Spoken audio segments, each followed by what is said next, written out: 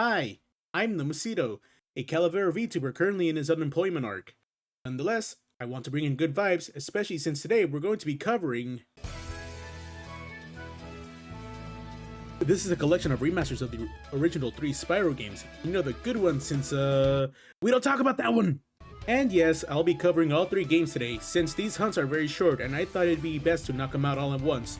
Starting with the OG, Spyro the Dragon, we're looking at a 2 out of 10 in difficulty, 1 playthrough, and an estimate of 7 hours of playtime.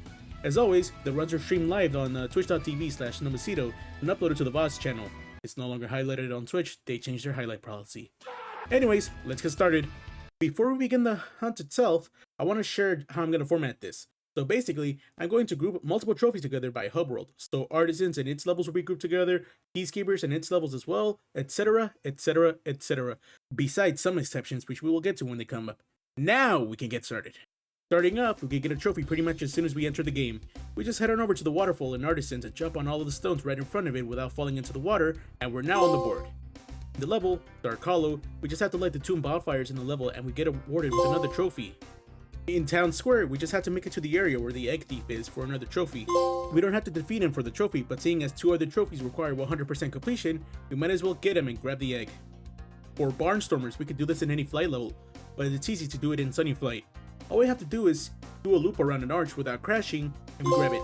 Seeing as I'm missing Sheep Kebab, I head back to Stone Hill and flame 10 sheep for it. Now it's time for the boss level, where for the trophy, Burns Toast, we have to defeat Toasty without getting hit by him. We can get hit by everyone else, just not him. After clearing up artisans, we head into Peacekeepers, which grants us another trophy. Hey, this platinum trophy is pretty easy. In the hub world, there will be enemies that taunt us after destroying their tents. We just have to use one of the cannons to kill them while they're taunting, and we get another trophy. There are multiple levels that feature vultures as enemies, but Bird Brain can only be attained in Dry Canyon. We just have to charge into one for a trophy. Another level that features vultures is Cliff Town, where instead of charging into 1, we flame 10 of them to get another trophy. At the end of Ice Cavern, there will be 3 skiing Nork enemies. Just defeat all of them for Triathlon. Now for the first of 2 Hot Wings trophies, where we have to flame all the fairies in the flight levels, this one being in Night Flight. Next, it's time for the boss level, where you just have to open the box. We just grab the key and head on over to the box, and there's another trophy in the bag. Next up, we have Magic Crafters and its set of levels. In Magic Crafters, there is a set of 4 druids in a convenient line. We just hit them all with 1 charge and a trophy is ours. Next up, we head to Alpine Ridge and detonate all the explosive crates on top of all pillars. This took me a few tries because of the fact that the explosion can hit you from the edge. And because I'm shit, but I finally managed to do it. Once that level's done, we move on to High Caves, where we just have to defeat all the spiders. We do this by either supercharging through them or by super flaming them. Moving on to Wizard Peak, we just have to find the hidden egg thief and defeat them. We do this by doing a supercharged jump to this platform and carefully going around it, defeating them with a flame attack.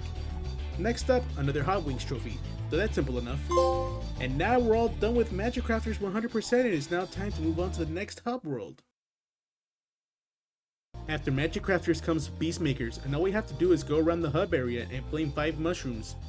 In Terrace Village, we have to light 3 fireworks in 15 seconds, which is simple due to there being 3 of them close to each other in the middle of the level. The level after that, Misty Bog, all that needs to be done is let a chicken be captured by the enemies and then free it. Treetops needs no introduction. It's an infamously difficult level for a good reason. The trophy, Launch Date, requires you to launch off every supercharge ramp in the level. This took me a couple of tries, mainly because the level has many difficult jumps, but I did manage to do it. Next up, Flight.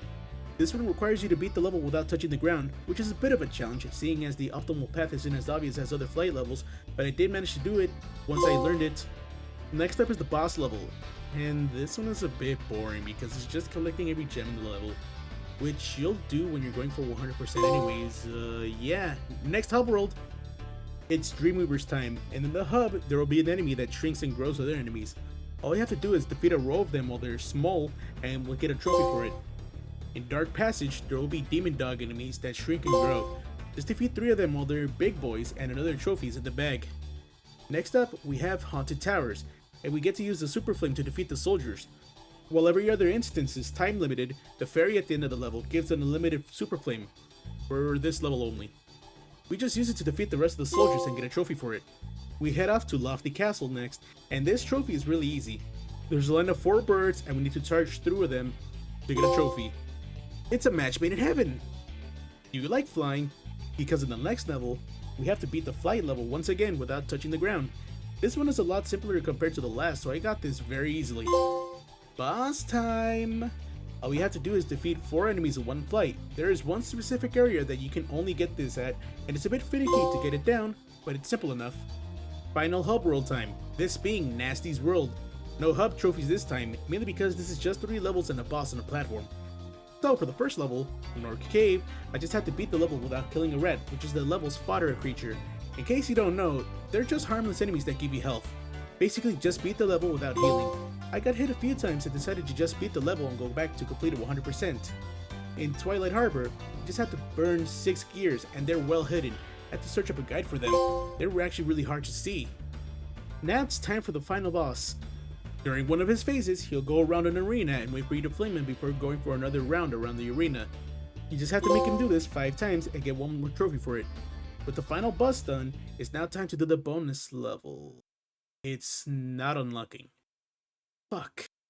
As it turns out, I missed 1 level, and past me didn't notice it at all. I even tried beating the final boss again, hoping that it was just an error on the game's part. It took me looking at the trophy list to find what I was missing. Blowhard all the way back in Magic Crafters. I quickly went back to Magic Crafters and did that level. It was just another simple collect every gem in the level trophy. I went back to the final hub and boom, the bonus level unlocked. As it turns out, my error was a blessing in disguise, as rescuing the final dragon of the game can cause the trophy to not pop apparently. So yeah, the bonus level is pretty much a victory lap for the 100% completion. Once we get every gem, we get awarded the final regular trophy and the first platinum trophy of the video. Once Spyro 1 was done, we hit into Spyro 2, Ripto's Rage.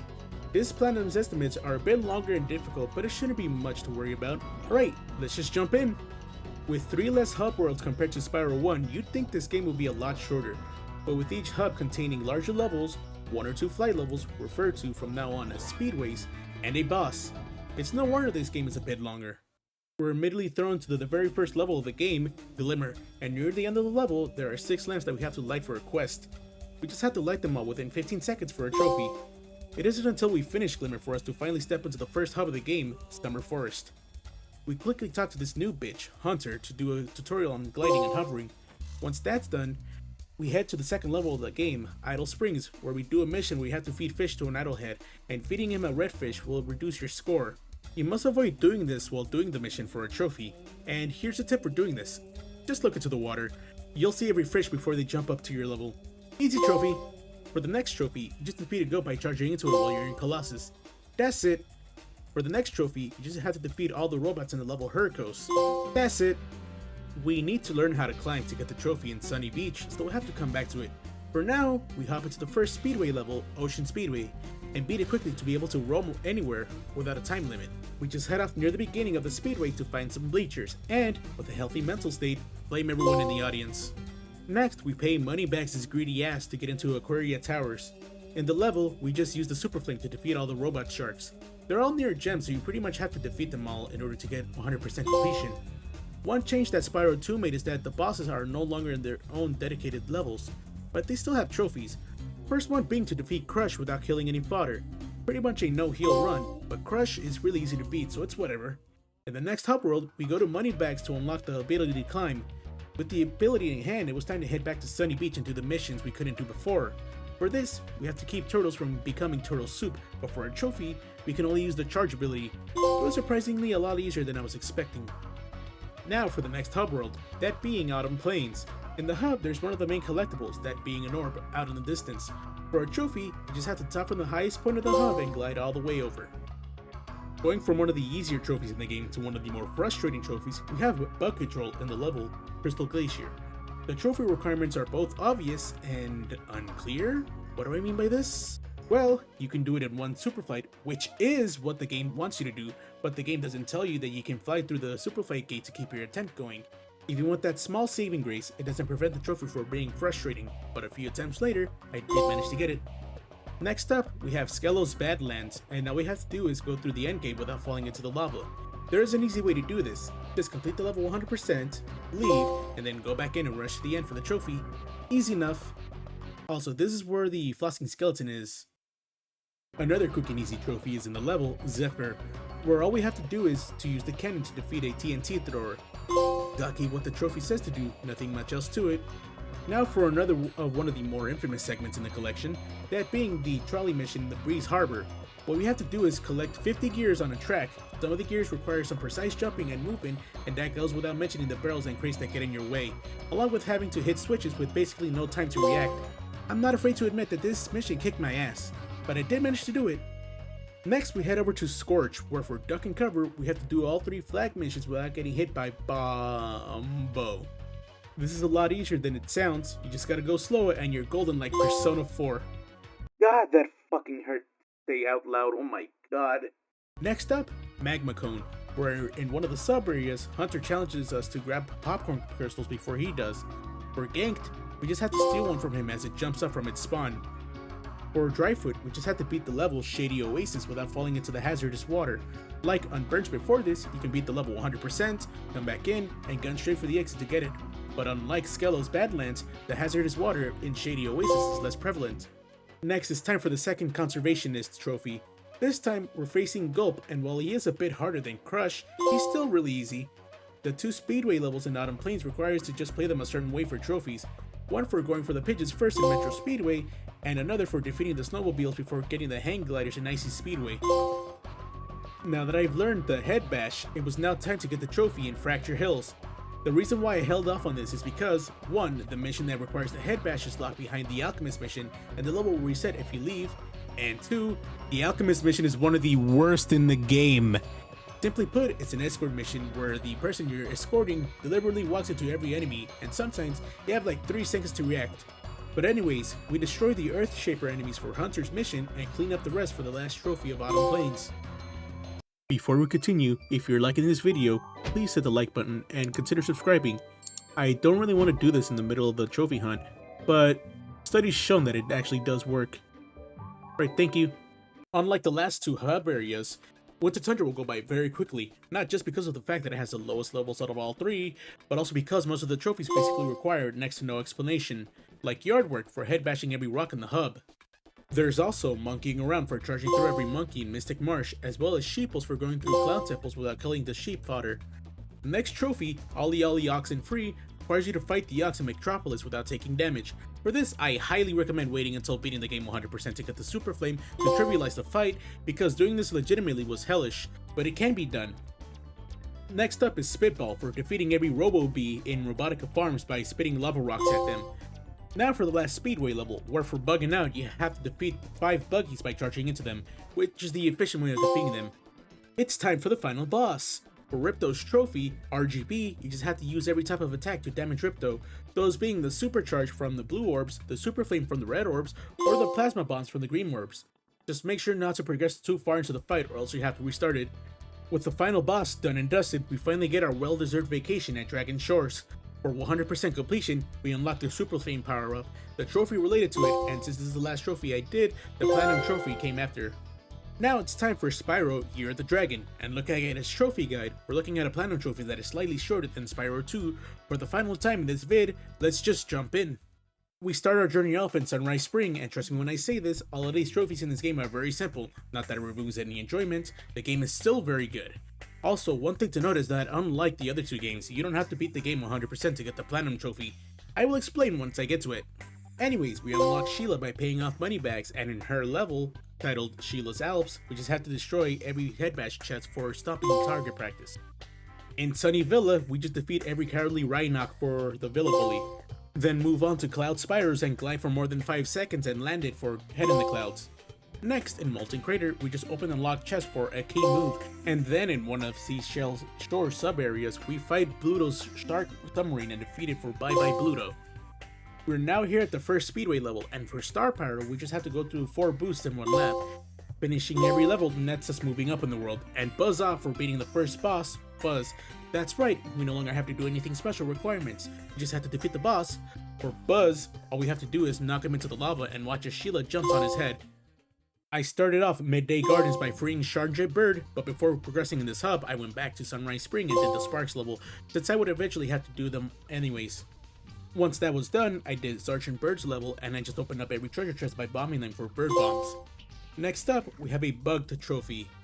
That's right, in the level Icy Peak, we have to destroy 6 icy things, which is what we'll need to do to progress into the level, but apparently, if you die while progressing, you could potentially not get it at all, and supposedly, one of the solutions is reinstalling the game. Thankfully, I was spared from this fate since I got cannon fodder without issue. Next up is Enchanted Towers, where you have to pop every balloon, which you can do in the main area with both Spyro and Sergeant Bird, and in the skate park sub-area. Next up is our first mini-boss trophy in the game. In the level, Spooky Swamp, we just have to defeat Sleepyhead for tucked in for a long slumper. Sleepyhead is a very simple boss, we just have to knock the bombs he throws back at him. Next, in Bamboo Terrace, we just have to follow the question mark bottles to the beginning of the level, which is very simple to do. Now it's time for another speedway race, this time in Country Speedway. Just have to fire 5 missiles in one race and Rocket Racer is ours. Finishing every level gives us one small step for Dragon, and defeating Spike gives us no Dragon for lunch today. Spike's a bit more complex. Sergeant Bird will give us Magma Balls for the first stage, and then Super Flame Crystals for the second stage, then Missile Crystals for the third stage. Now it's time for Evening Lake, and it's here where I wonder what the ever-loving fuck past me's decision making was. So first, I free Bentley, right? That's normal enough. Then I go over to Honey Speedway and do everything there, including getting 12 speed boosts for real star power. Then I go do Bentley's level and do everything there, which means I also destroyed all the totem poles, and then I end this string of strange decisions by going back to Midday Garden to doing the Sparks level. What the fuck? Next is time for yet another bug trophy. In the level, Lost Fleet, we have to defeat all vultures around the level for Man the Cannons, man. So imagine my shock when I do what the trophy asked me to do, but the trophy doesn't pop. Now, the guide says that if it doesn't pop, I may have to reinstall the entire game. I didn't want to do that, seeing as it's late at night and I have a physical copy of the game and it would take a long time to reinstall. A common issue with the PS5. So in a desperate attempt to try and avoid that, I left the level and re-entered, hoping that if I shot from different cannons like the guide said to do, I'd be able to get the trophy. Thankfully, that saved me as I was able to pop the trophy this time. Next, Frozen Altars, and this trophy is practically a given, as upon entering the level, we're given the Ice Breath, and the trophy requires us to use it to freeze 12 enemies. Next is arguably the most annoying boss in the game. In the level, Fireworks Factory, we're tasked with defeating the Twin Dragons for not just an X but also a trophy. The issue is that aiming at them is really annoying since they're always on the move. If you don't attack them for a while, they heal. If you get in front of them, they fire at you and they get faster as the fight goes on. Fortunately, with enough willpower, I managed to get them. Next, it's time for something simple. In Charmed Ridge, I just defeated a giant. That's it really. With all levels done, we move into the next boss, that being Scorch. For this, Bentley will give us red and green missiles to fire at Scorch. His attacks are simple enough to dodge and we manage to take him down and complete Evening Lake. Now it's time for Midnight Mountain, aka the final hub area. We of course start off by fearing up the friend, who is Agent 9 this time. Before we forget, we go back to Evening Lake and do the Sparks level real quick. Then we go do Agent 9's level, and for our trophy, we have to shoot down all the balloons, and we get awarded a trophy named after a quote from an old meme. Next we go to Crystal Islands and we just defeat all the Crystal Bears. It's rather easy since they're all on the path to the end. Next, for Desert Ruins, we just have to find both of the extra life jars. The first one is right here, and the second one is right here. That easy. After that level comes Haunted Tombs, and we just destroy all the sarcophagi around the level. The key here is to keep the big mummies alive and use the rocks they throw to destroy the sarcophagi. With that done, we head to Dino Mines, and we have a sub-area with Agent 9 that has a trophy tied to it. For this, we just have to hit one of the dinosaur enemies with a ricochet shot. The Speedway level is next, and all we have to do is find Hunter. Yeah, all these Speedway trophies are kinda underwhelming, aren't they? I would have done this naturally while going for 100%. It's final boss time! For the first phase, Agent 9 drops us turrets to fire at the sorceress. Next, we use tanks against the sorceress, and for the final phase, we use a UFO. The strategy is the same for all phases, just wait for her to stop and fire at her for easy damage. Once that's done, we get our last story trophy, and we have some post-game content. We speak to Moneybags, and he voices his intention to sell off a dragon egg. We don't like that, so we chase him around Midnight Mountain and get all of our gems back! Once that's done, we get the second to last dragon egg and a trophy. Next, it's time for the final trophy, and let me just go over why you don't have to get 100% for the plat, as the last Sparks levels plays. So, all the trophies are just miscellaneous stuff. In fact, there's no trophy tied to 100% completion. So, in Spyro 1, you have to unlock Nasty's loot, and in Spyro 2, you have to get the Super Flame. Both require 100% completion, while in Spyro 3, there's no equivalent to those, so theoretically, you can get enough to progress through the game to the end and only do the trophy requirements for the plat if you really wanted to. I found it a bit odd, so I did the super bonus level before I ended stream. It just felt right to me. Anyways, we finished up the last Sparks level, giving us the final leg, the final trophy, and the Platinum Trophy, Party Like It's 2024. Fun fact, last year was 2024. Another fun fact, 2024 was the year of the dragon. One last fun fact, I got this plat in 2024. The stars all aligned! Thank you so much for watching this unnecessarily long video, but if you did somehow enjoy this and would like to see more like it, please like, subscribe, and ring the bell to be notified of when my next upload is. Sorry if it took a long time to put this trophy hunting video out. I now have to edit these myself, seeing as I'm now unemployed, and I'm still learning how to edit and cut these, so it won't be as high quality as I want them to be. Anyways, thanks for bearing with me, and I will see you all next time. See ya!